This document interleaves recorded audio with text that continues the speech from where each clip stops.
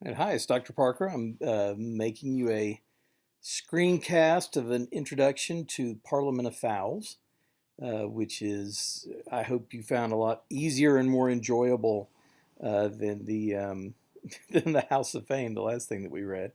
This is a big leap in sophistication for Chaucer, even though it's easier to read. It's also a lot more artfully constructed and just a lot better put together. I think that you'll find as a poem.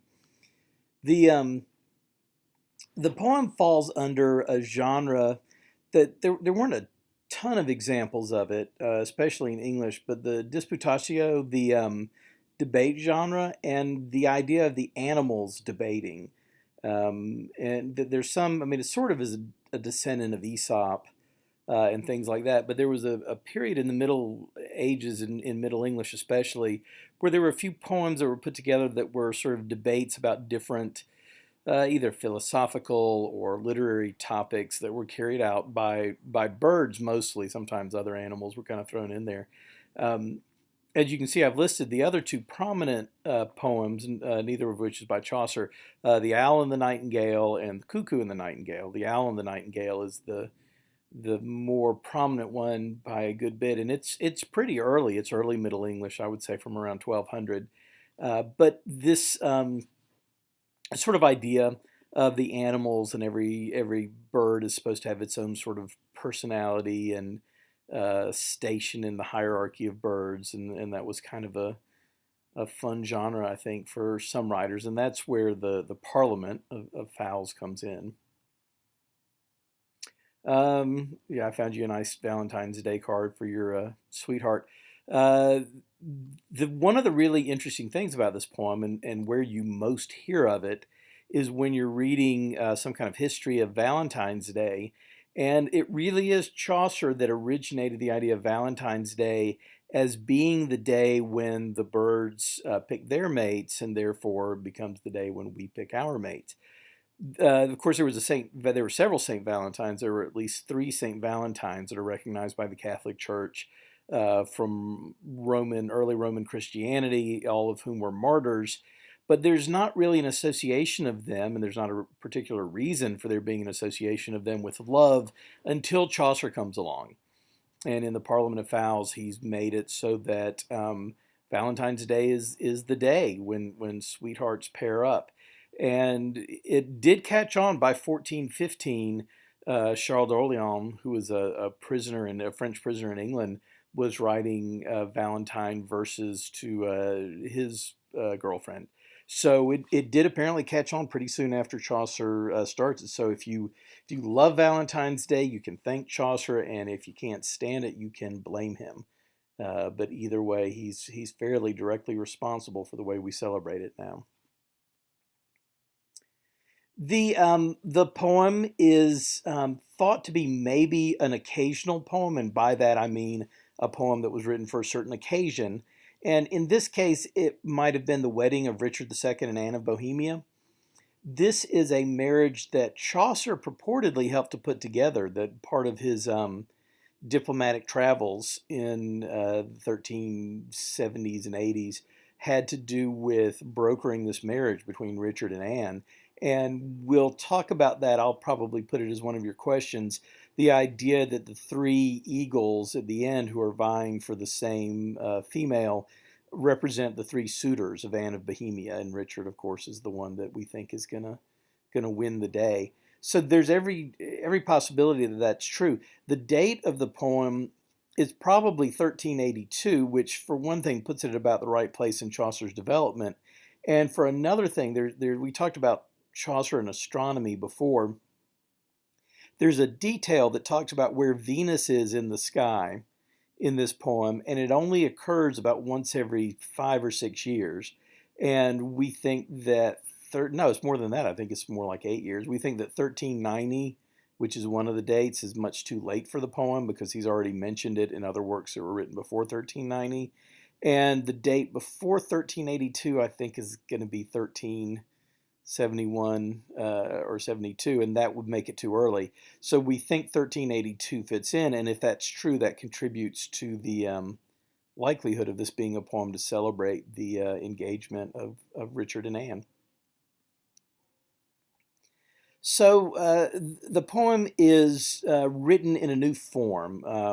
The poem is innovative in English poetry in that Chaucer has written it in rhyme royal, and rhyme royal is important for a couple of reasons. One, both the rhyme scheme is important and the meter, and we'll talk about those each separately. Before the, we talked about this before, but before Chaucer, most English poetry was not rhyming poetry; it was alliterative. That the the principle of poetic organization was the repetition of consonant sounds. If you think all the way back to something like Beowulf, or even someone contemporary with Chaucer, the author of the Sir Gawain and the Green Knight poem, were writing in alliterative forms. Chaucer, because he went to Europe so much and because he read so much in different languages, decided to sort of bring rhyme into English poetry. But the other thing he does is he brings a new meter into it with this poem, which is going to be different than what he's used so far. So the first thing I want to look at is the rhyme scheme. Here we have the first 7 lines of the poem. The leaf so short, the craft so long to learn, the say so hard, so sharp the conquering, the dreadful joy that always slit so yerna of this many be love, that me failing astonieth with his wonderful working, so sore I wis that when I on him thinka, not what I well where that I waka or winka. So, as you know, by looking at the last word of every line, we can get a rhyme scheme. So we've got learn, conquering, yearn, feeling. So A, B, A, B. But then we have working, and so we have another B. We have a nice little sort of turn on that 5th line. So it's A, B, B, and then a couplet, C, C, think and wink, which don't rhyme with any of the previous lines.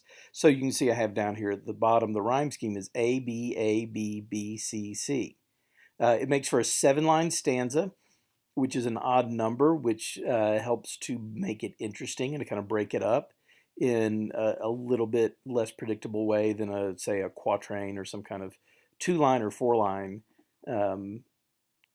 structure, and it creates sort of little verse paragraphs that in every one of these stanzas you get sort of a complete idea across, or something like that. What's even more innovative about this poem, though, is the meter. And it is the good old Shakespearean iambic pentameter. And iambic meaning that it's a short or an unstressed syllable followed by a stressed syllable, and pentameter meaning that happens 5 times, 5 feet to the line. So if we look at the beginning of the poem again, the leaf so short, the craft so long to learn, the say so hard, so sharp, the conquering, etc. So it's da dump, ba bump, ba bump, ba bump, ba bump. The iambic part is not what's innovative. What's different about this poem is that it's pentameter. It's 5 feet per line. Before this, Chaucer has been writing in 4-foot lines. Ba bump, ba bump, ba bump, ba bump. And that is what most people in English poetry were writing in. The 4-foot line is very sing-songy. It's very repetitive. Sorry,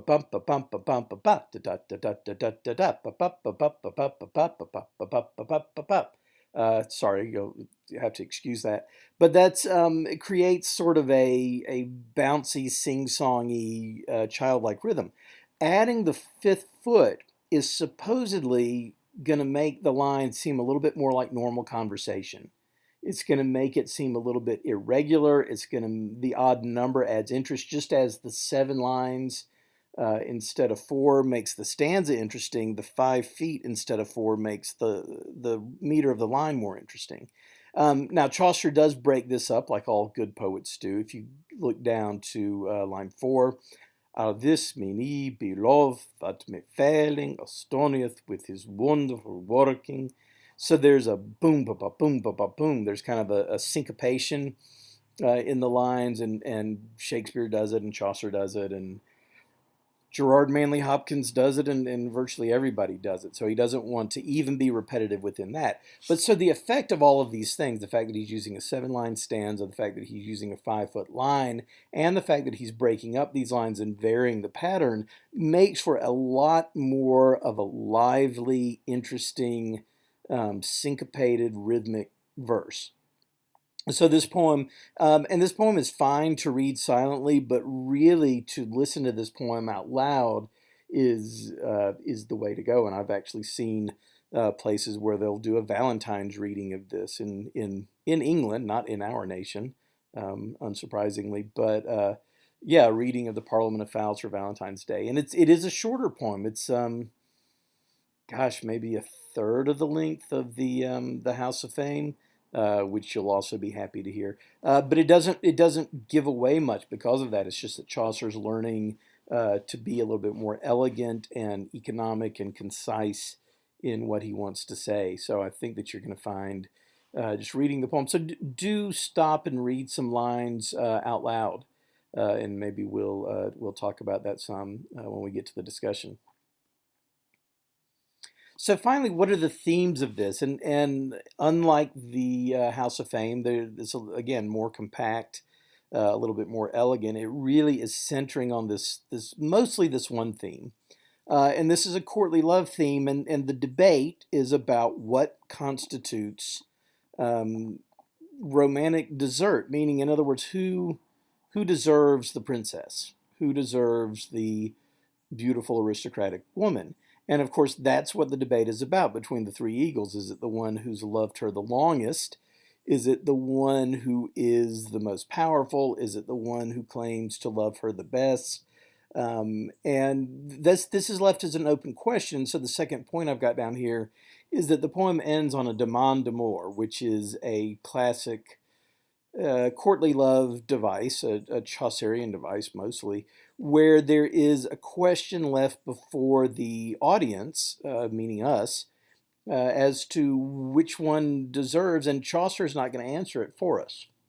He's not going to tell us what to think. He's going to allow us to think. And ideally, what happens is you go to your dinner at the king's house, and somebody reads this poem as you're enjoying your roasted swan or whatever it is that you're eating. And when it's done, you get to banter and talk with the other folks at your table about what you think. Which eagle do you think deserves the female eagle? And you get to sort of carry on the poem outside the bounds of the actual text that's written. So that's what, and we'll see this in Canterbury Tales some, that Chaucer occasionally will end a tale with this kind of demande d'amour that's supposed to spark conversation. But finally, there is another theme in here, and that theme is of the hierarchy of the birds, because this is going to become really, really important and relevant to Chaucer when we get to Canterbury Tales, because he's very interested in class and who belongs to what class and what are the rights and restrictions pertaining to each class, and who gets to interact with whom and things like that. So I think the hierarchy of the birds is something that is worth paying attention to. And Chaucer, I think, is a believer in hierarchy, although I think he also has some ideas that might be a little bit challenging to people of his day. But just pay attention to that. How do the birds rank? We're going to have the birds of prey, and then the worm fowl, and the waterfowl, and the seed fowl. And these are the different sort of ranks of birds, and they all act differently from each other. But I think this kind of covers the introduction of the poem. It's a little bit simpler to introduce than the House of Fame was, so I hope that this is enough. As always, please email me with questions you've got and things like that. I'll try to have discussion questions posted in the next couple of days, and I hope that you enjoy the poem and that you have a good week. And I will talk to you soon.